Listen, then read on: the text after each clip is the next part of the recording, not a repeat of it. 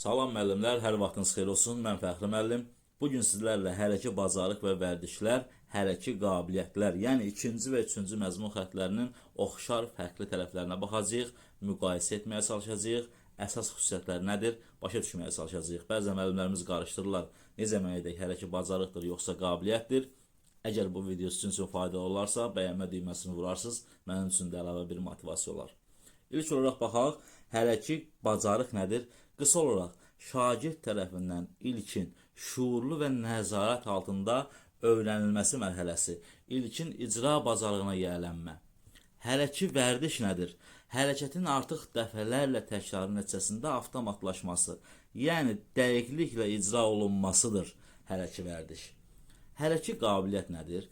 İnsanın hər hansı bir hərəki fəaliyyəti yerinə yetirərkən, bu belə deyək, malik olduğu anadan gəlmə, bura xüsusi diqqət yetirəcəyik. Anadan gəlmə və sonradan inkişaf etdirilən fiziki imkanları. Bu, insanın, şagirdin hərəki qabiliyyətidir. Yəni ki, bacarıq hərəkəti düzgün icra etməyi idisə, qabiliyyət hərəkəti nə dərəcədə güclü, sürətli, dözümlü etməyimiz olacaq. Hərəki bacarıq ilə hərəki qabiliyyətin əsas fərqi, müəllimlər, qabiliyyətlər bacarığın keyfiyyət göstəricisidir deyirik. Yəni, necə başa düşək? Bacarıq hərəkətin texnikasıdır.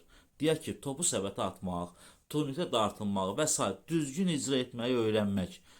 Bu olacaq hərəki bacarıq. Necə etməli sualına cavab verir, müəllimlər, başa düşürsünüz? Amma hərəki qabiliyyətlərdə deyirik ki, hərəkətin keyfiyyətidir. Yəni, nümunə kimi, topu nə qədər uzağa ata bilmək, qaçışı nə qədər tez bitirmək. Başa düşürsünüz? Görürsünüz, nə dərəcədə güclü, nə dərəcədə sürətli suallarına cavab verir. Ona görə deyirik ki, qabiliyyət bacarığın təməlidir. Nə deməkdir? Əgər şagirdin əzələ gücü zəifdirsə, qabiliyyəti zəifdirsə, təbii ki, turnirdə dartınma texnikasını düzgün yerinə yetirə bilməyəcək.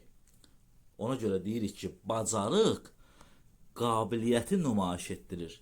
Şagirdin nə qədər sürətli olduğunu, qaçış bacarığını icra etməsi zamanı görə biləcəyik. Digər nümunəyə də baxaq, müəllimlər. Məsələn, yerindən uzunluğa tullanma texnikasını bilmək. Deyək ki, qolların, ayaqların sinxron hərəkətini düzgün icra etmək. Bu, hərəki bacarıq.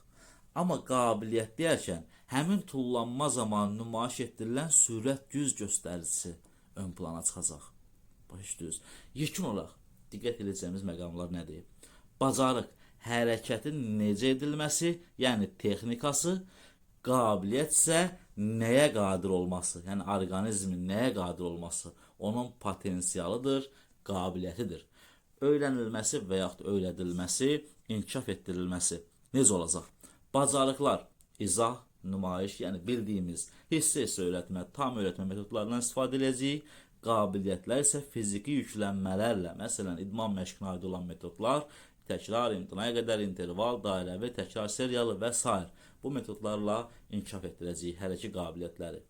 Qiymətləndirmə hissəsinə diqqət yetirək. İkinci məzmun xəttində qiymətləndirmədə deyirik ki, bayaq sadalıqlarımızı gözümüzün önünə canlandıraq. Deyirik ki, burada əsas diqqət keyfiyyətə, hərəkət düzgündürmü? Müşahidə, müqayisə edəcəyik. Üçüncü məzmun xəttində deyirik ki, kəmiyyətə diqqət çəkilir. Yəni, neçə saniyyə, neçə metr, neçə dəfə, görürsünüz, ölçmə normativlər əsasında aparacağıq. Ümid edirəm ki, bu video sizin üçün faydalı olur, müəllimlər.